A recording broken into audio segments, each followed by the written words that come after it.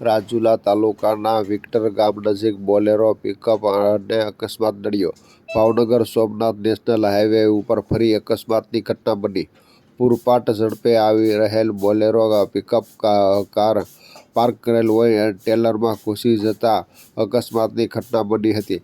અકસ્માતમાં ડ્રાઈવર સહિત 2 લોકોને ઈજા થવા પામી હતી. ઈજાગ્રસ્તોને સારવાર માટે મહુવા હોસ્પિટલ ખાતે ખસેડાયા હતા.